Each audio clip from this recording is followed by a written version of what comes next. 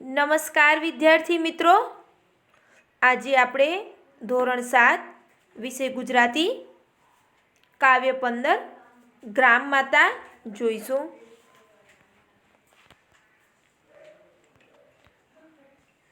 અહીંયા ખંડકાવ્ય છે 15 ગ્રામ માતા, જેમના કવિ છે કલાપી, જેમનો જન્મ 1874, મૃત્યુ 1900. તેમનું પૂરું નામ છે કવિ સુરસિંહજી તખતસિંહજી ગોહિલ. કલાપીનો જન્મ અમરેલી જિલ્લાના લાઠી ગામમાં રાજવી પરિવારમાં થયો હતો. લાઠી રાજ્યના આ રાજવી અત્યંત ઋજુ અને સંવેદનશીલ વ્યક્તિ હતા. તેમનું મુખ્ય સર્જન કવિતા ક્ષેત્રે રહ્યું છે. તેમણે મોટે ભાગે કવિતા ક્ષેત્રે તેમણે સર્જન કર્યું છે. કલાપીનો કેકારવ તેમનો જાણીતો કાવ્ય સંગ્રહ છે. પાઠ્યપુસ્તકોમાં તેમની કવિતાઓ વખતોવખત સ્થાન પામતી રહી છે. કાશ્મીરનો પ્રવાસ તેમનું જાણીતું પુસ્તક છે. એ ઉપરાંત તેમણે પત્રો, નિબંધ, ડાયરી અને અનુવાદક વિષયક પુસ્તકો પણ આપ્યા છે. તો આપણે આ કવિતામાં ગ્રામ માતા કલાપીનું સૌને સ્પર્શી ગયેલું આપણી ભાષાનું નોંધપાત્ર ખંડકાવ્ય છે. સરળ ભાષામાં લખાયેલા આ કાવ્યમાં રાજાનું હૃદય બદલાતા સંકુચિત થતાં ધરાનો રસકસ પણ કેવું બદલાઈ જાય છે કે રાજાનું હૃદય જ્યારે બદલાય છે, સંકુચિત થઈ જાય છે, તો આ ધરાનો રસકસ પણ કેવું બદલાઈ જાય છે તેનું મનોરમ તથા હૃદયસ્પર્શી વર્ણન થયેલું છે. વિવિધ છંદો ઉપર કલાપીનો કેવો પ્રશસ્ય કાબુ હતો તે પણ આ કાવ્ય વાંચતા સમજાઈ જાય છે. તો અહીંયા અલગ અલગ છંદો ઉપર અલગ અલગ છંદોના ઉદાહરણ રૂપે આ પંક્તિઓ આપેલી છે. જે તમે આગળના ધોરણોમાં જશો ત્યારે આ છંદો આવશે. તેમાં તમને વધુ ખબર પડશે. અને છંદોમાં જ્યારે ઉદાહરણ લખવાના થશે ત્યારે તમે આ પંક્તિઓનો ઉપયોગ કરીને આ છંદોનું ઉદાહરણ તમે વાપરી શકશો. તો આપણે ચાલુ કરીએ અહીંયા કવિતા કાવ્યની સમજૂતી. જે પહેલો છંદમાં લખાયેલી છે શાર્દુલ વિક્રીડિત. ઉગે છે સુરખી ભરી રવિ મૃદુ હેમંતનો પૂર્વમાં. સુરખી, સુરખી શબ્દ એટલે આછી લીલાશ, આછી લીલાશ. રવિ, રવિ તો તમે જાણતા જ હશો, રવિ એટલે સૂર્ય. મૃદુ એટલે કોમળ અને હેમંત એટલે એક ઋતુનું નામ છે. જેવી રીતે શિશિર, વસંત, ગ્રીષ્મ, વર્ષા, શરદ, હેમંત એમ 6 ઋતુઓ છે. પેટા ઋતુઓ શિયાળો, ઉનાળુ, ચોમાસું. જેમાં પેટા ઋતુઓ આ 6 છે. એ 6 પેટા ઋતુઓ એમાં આ જે છે હેમંત એ માગસર ને પોષ મહિનાની ઋતુ છે. તો શું કહે છે? હેમંત ઋતુનો રતાશ પડતો કોમળ સૂર્ય પૂર્વ દિશામાં ઉગી રહ્યો છે. પહેલી લીટી આપણે એમ જોઈએ કે હેમંત ઋતુનો રતાશ પડતો કોમળ સૂર્ય પૂર્વ દિશામાં ઉગી રહ્યો છે. ભૂરું છે નભ સ્વચ્છ દિશતી એક નથી વાદળી. આકાશ એકદમ ભૂરું અને સ્વચ્છ છે અને ઉપર વાદળમાં એકે વાદળીઓ દેખાતી નથી. એકદમ સ્વચ્છ આકાશ દેખાય છે, ભૂરું ભૂરું. આગળ, ઠંડો હિમ ભર્યો વહે અનિલ સો ઉત્સાહને પ્રેરતો. અનિલ, અનિલ શબ્દ એટલે પવન. અનિલ શબ્દ સમાનાર્થી એનો થાય છે પવન. હિમ ભર્યો એટલે બરફ જેવો. હિમ ભર્યો એટલે અહીંયા બરફ જેવો. સો એટલે કે કેવો. ઉત્સાહ ને પ્રેરતો એટલે ઉત્સાહને જગાવતો. તો અહીંયા શું કહે છે કે આકાશ ભૂરું અને સ્વચ્છ છે, એક પણ વાદળી ત્યાં દેખાતી નથી. ઉત્સાહને જગાવતો બરફ જેવો ઠંડો શીતળ પવન વહી રહ્યો છે. જે ઉત્સાહ ભરી દિશે સુખ ઉડી ગાતા મીઠા ગીતડા. સુખ એટલે પોપટ, સુખ એટલે પોપટ, મીઠા એટલે મધુર, ગીતડા એટલે ગીતો.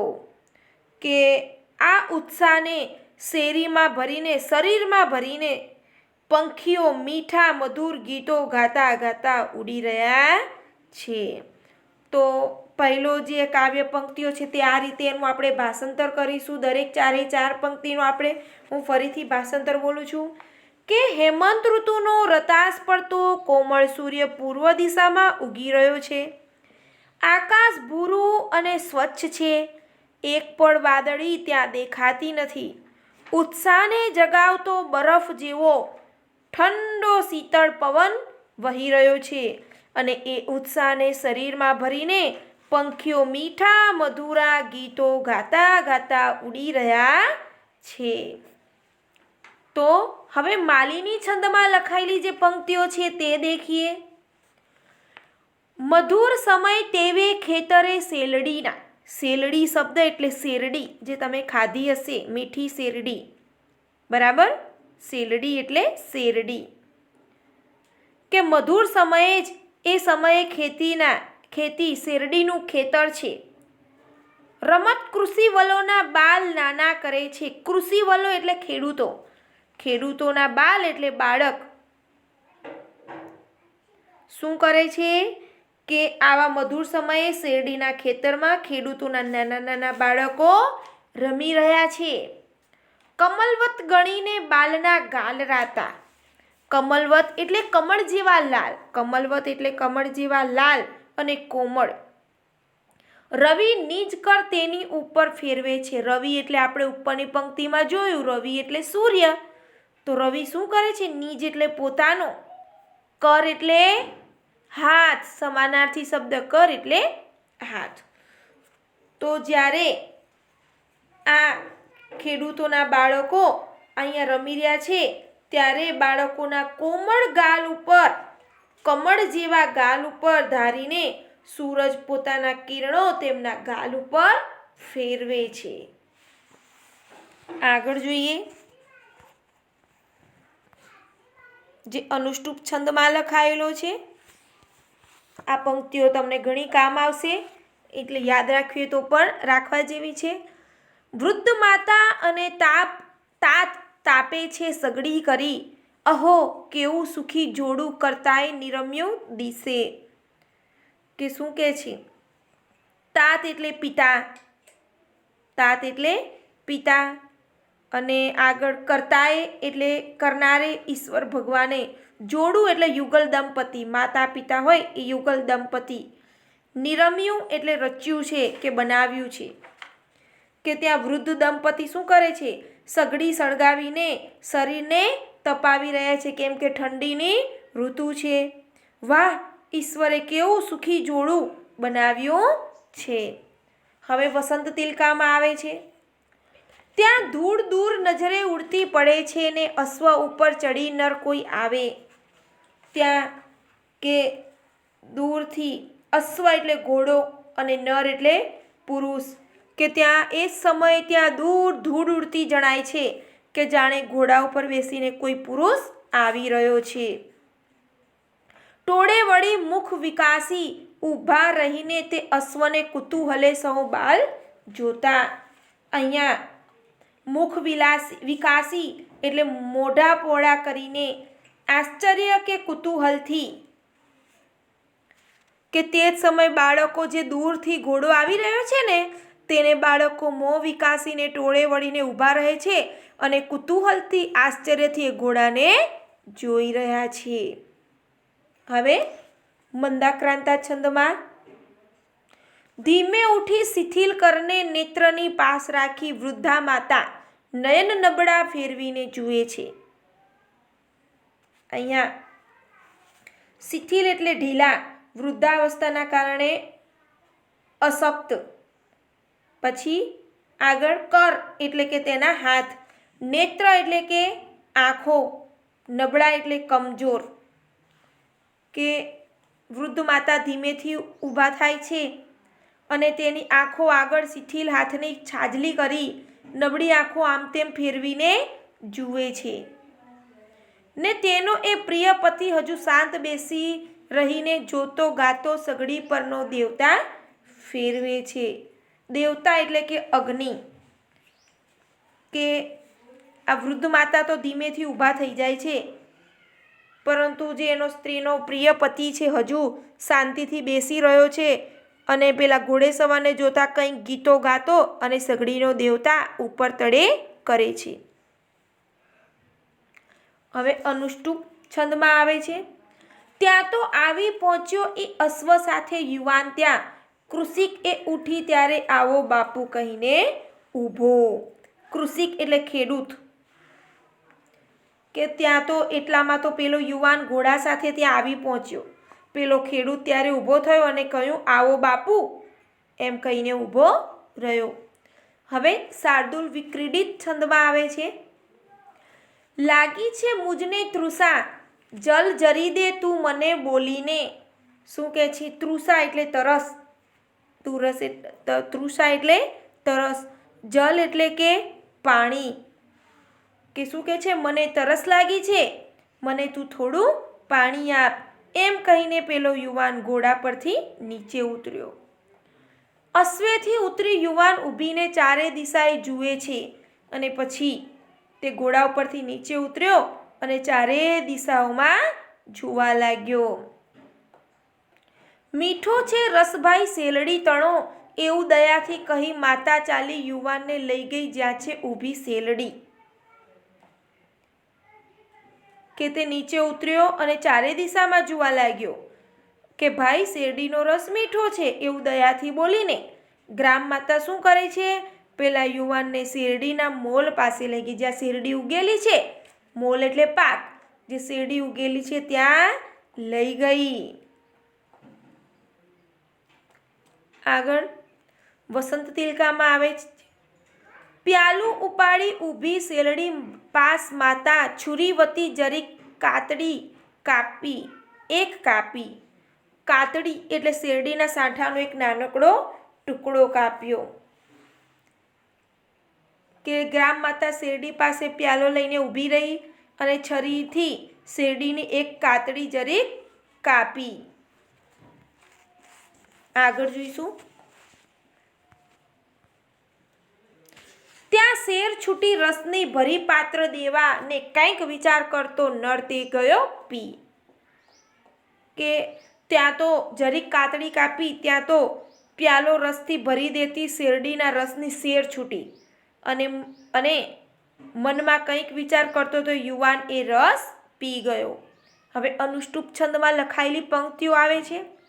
બીજું પ્યાલું ભરી દેને, હજુ છે મુજને તૃષા, કહીને પાત્ર યુવાને માતાનું કરમાં ધર્યું. તો આ યુવાને શું કીધું? પાત્ર એટલે વાસણ.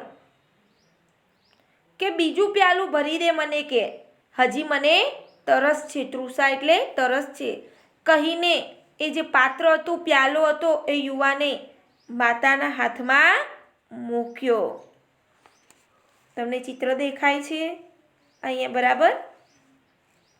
હવે આગળ આવે છે મંદાક્રાંતા છંદમાં. કાપી કાપી ફરી ફરી અરે કાતળી શેલડીની, એકે બિંદુ પણ રસ તણું કેમ હાવા પડે ના. શું થયું? બિંદુ એટલે ટીપું, હાવા એટલે કે હવે. તો શું થયું? કે તેણે બીજી વાર રસ માંગ્યો. તો ફરી ગ્રામ માતાએ શું કર્યું? શેરડી કાપી. તેણે એક શેરડી કાપી, બીજી શેરડી કાપી, કાતળી કાપી, પણ શેરડીના રસનું એક પણ ટીપું પડતું જ નથી. તો પેલી વૃદ્ધ ગ્રામ માતા મનોમન વિચારવા લાગી, શું કોપ્યો કે પ્રભુ મુજ પરે? આંખમાં આંસુ લાવી બોલી માતા વળી ફરી છુરી ભોંકતી શેરડીમાં. શું થયું? કે કોપ્યો એટલે ગુસ્સે થયો. કે શું પ્રભુ મારા પર કોપાયમાન થયા હશે? આમ વિચારતી આંખમાં આંસુ સાથે ગ્રામ માતા ફરી ફરીને છરી શેરડીમાં ભોંકવા લાગી કે મારા પર પ્રભુ ગુસ્સે થયા છે, કોપાયમાન થયા છે. મારા શેરડીનો રસ ક્યાં ગયો? કે શેરડીમાંથી રસ કેમ નથી નીકળતો? આગળ અનુષ્ટુપ છંદમાં આવે છે પંક્તિઓ. તો આગળ આપણે જોઈએ હવે અનુષ્ટુપ. રસહીન ધરા થઈ છે. ધરા એટલે પૃથ્વી. આપણી આ પૃથ્વી રસહીન થઈ ગઈ છે. રસહીન એટલે રસ વગરની. કે ધરા થઈ બરાબર. દયાહીન થયો નૃપ, દયાહીન એટલે દયા વગરનો થયો, નૃપ એટલે રાજા, કે આ પૃથ્વી રસ વગરની થઈ ગઈ છે અને રાજા છે એ દયા વગરનો થઈ ગયો છે. નહીં તો ના બને આવું બોલી માતા ફરી રડી, કે કાં તો રાજા દયા વગરનો બની ગયો છે, કાં તો ધરતી રસકસ વિનાની બની ગઈ છે, નહીતર આવું બને જ નહીં, એમ બોલીને ગ્રામ માતા ફરી રડી. આગળ જોઈએ વસંત તિલકામાં લખાયેલા છંદની જે પંક્તિઓ છે. એવું યુવાન સુણતા ચમકી ગયો ને માતા તણે પગ પડી ઉઠીને કહે, બરાબર. જ્યારે તેણે માતા બોલી કે દયા વગરનો કે આ ગામનો રાજા થઈ ગયો છે, કા પછી ભગવાનની પૃથ્વી રસહીન થઈ ગઈ છે, હવે રાજાને દયાહીન કયો, એટલે આ રાજા પોતે, આ યુવાન પણ કોણ હતો? રાજા પોતે. તો રાજા આવું શબ્દ સાંભળ્યો તો એવું યુવાન સુણતા ચમકી ગયો ને માતા તણે પગ પડી ઉઠીને કહે, એવું સાંભળીને આ યુવાન ચમકી ગયો અને તેણે માતાને તરત જ પગે પડવા લાગ્યો અને કહેવા લાગ્યો, એ હું જ નૃપ છું, એ હું જ રાજા છું, મને કર માફ બાઈ, મને તું માફ કર. એ હું જ છું નૃપ, મને કર માફ ઈશ, એ હું જ છું રાજા, મને હે ઈશ્વર મને માફ કરો. હવે શાર્દુલ વિક્રીડિતમાં પીતો રસ મિષ્ટ હું પ્રભુ, અરે ત્યારે જ ધાર્યું હતું આ લોકો સૌ દ્રવ્યમાન નક્કી છે એવી ધરા છે અહીં. શું કહે છે? મિષ્ટ એટલે કે મીઠો, મિષ્ટ એટલે મીઠો, દ્રવ્યવાન એટલે કે ધનવાન, અને દ્રવ્ય એટલે ધન, ખેતીનો પાક, ધનિક એટલે શ્રીમંત અને બહોળો એટલે પુષ્કળ. તો અહીંયા કે જ્યારે હું શેરડીનો રસ પીતો હતો ત્યારે મનમાં ધારી લીધું કે અહીંની ધરતી એવી છે કે અહીંના ખેડૂતો ચોક્કસ ખૂબ ધનવાન હશે, કે જ્યારે શેરડીનો રસ જ્યારે મીઠો લાગ્યો, આટલો બધો શેરડીનો રસ નીકળ્યો ગ્લાસ ભરીને, ત્યારે મેં એવું વિચાર્યું કે અહીંયા આટલો સરસ મીઠો શેરડીનો રસ થાય છે તો આ પૃથ્વી પણ કેવી સરસ છે અને પૃથ્વી પર ઉગનારો પાક પણ ઘણો બધો ઉગે છે, તો અહીંના લોકો પણ કેવા હશે? ખૂબ ચોક્કસ ધનવાન હશે. છે જોઈ મુજ ભાગ કે નહીં સમો તે હું વધારું હવે, શા માટે બહુ દ્રવ્ય આ ધનિકની પાસેથી લેવું નહીં? કે મેં વિચાર્યું ચોક્કસ અહીંના લોકો ખૂબ પૈસાવાળા છે, તો પણ મને તેમની ઉપજમાંથી નજીવો ભાગ મળે છે, કે ઘણો બધો પૈસાવાળા છે તો પણ પહેલાં તો એવું હતું કે જે ખેડૂતો ઉગાડે બરાબર, તેમનો ત્રીજો ભાગ કે બીજો ભાગ કરવેરા રૂપે રાજાને આપી દેવો પડતો હતો, તો કે મને કર તો થોડોક જ મળે છે અને આ લોકો તો ચોક્કસ પૈસાવાળા છે, તો હવે હું મારો કર વધારી દઉં, કે હું જે કર થોડો લેતો હતો એની જગ્યાએ હવે હું આ લોકો પાસે, ધનવાન છે આ લોકો એટલે હું એમની પાસેથી કર વધારી દઉં. આ ધનવાન પાસેથી વધારે કરવેરા શા માટે વસૂલ ન કરવા જોઈએ? કે હવે ઉપેન્દ્ર વજ્રા અહીં આપણો છંદમાં લખેલી પંક્તિઓ જોઈએ. રસે હવે દે ભરી પાત્ર બાઈ, પ્રભુ કૃપાએ નક્કી એ ભરાશે. શું કહે છે? હે બાઈ, હવે તું આ પ્યાલો ફરી રસથી ભરી દે અને ઈશ્વરની કૃપા હશે તો ચોક્કસ ફરીથી ભરાઈ જશે. સુખી રહે બાઈ, સુખી રહો સૌ, તમારી તો આશીષ માત્ર માંગુ. કે હે બાઈ, તું સુખી રહે, તમે સૌ સુખી રહો, હું તો ફક્ત તમારી જ આશીષ માંગુ છું. વસંત તિલકામાં હવે લખાયેલો છંદમાં જે પંક્તિઓ છે. પ્યાલું ઉપાડી ઊભી શેલડી પાસ માતા, છુરી વતી જરી જ કાતડી એક કાપી, ત્યાં શેર છૂટી રસને ભરી પાત્ર દેવા, બહોળો વહે રસ અહો છલકાવી પ્યાલું. પ્યાલું લઈને શેરડીની પાસે ઊભેલી ગ્રામ માતા છરી વડે જરીક જ શેરડીની કાતડી કાપી કે તરત જ પાત્રને ભરી દેવા શેરડીની રસની ધાર છૂટી અને પ્યાલો છલકાઈને પુષ્કળ રસ વહેવા લાગ્યો. તો અહીં આપણું જે ખંડકાવ્ય છે સમાપ્ત થાય છે। હવે આપણે અહીંયા શબ્દ સમજૂતી જોઈ લઈએ। ગ્રામ માતા એટલે કે ગામડાની સ્ત્રી, સુરખી એટલે આછી લાલાશ, મૃદુ એટલે કોમળ, હેમંત એટલે એક ઋતુનું નામ છે, જે શિશિર, વસંત, ગ્રીષ્મ, વર્ષા, શરદ, હેમંત એ 6 ઋતુઓમાંની એક ઋતુ માગસર ને પોષ મહિનાની ઋતુ છે। અનિલ એટલે કે પવન, સો એટલે કે કેવો, ઉત્સાહ એટલે હંસ, આનંદ ઉમંગ પ્રેરતો એટલે ઉમંગ ઉત્સાહ જગાવતો, કૃષિ વલોના એટલે ખેડૂતોના, કમલવત એટલે કમળ જેવા, નિજ એટલે પોતાના, કર એટલે હાથ, કર્તાએ એટલે કરનારે, ભગવાને જગત રચનારે, વિકાસી એટલે પહોળા કરીને, કુતૂહલે એટલે આશ્ચર્યથી, કૌતુકથી, શિથિલ એટલે ઢીલા વૃદ્ધાવસ્થાના કારણે અશક્ત, કૃષિક એટલે ખેડૂત, તૃષા એટલે તરસ, પાત્ર એટલે વાસણ પ્યાલો, બિંદુ એટલે ટીપું, હાવા એટલે હવે, રસહીન એટલે રસ વગરની, દયાહીન એટલે દયા વગરનો, નૃપ એટલે રાજા, ઈશ એટલે ઈશ્વર, મિષ્ઠ એટલે મીઠો, દ્રવ્યવાન એટલે શ્રીમંત ધનવાન, ધરા એટલે ધરતી જમીન, કાતડી એટલે શેરડીના સાંઠાનો નાનો ટુકડો। તો વિદ્યાર્થી મિત્રો, અહીં આપણું આ કાવ્યની સમજૂતી, શબ્દ સમજૂતી સમાપ્ત કરીએ છીએ। આગળની ભાષા સજ્જતા, અભ્યાસ, સ્વાધ્યાય એ આપણે નવા વિડીયોમાં જોઈશું।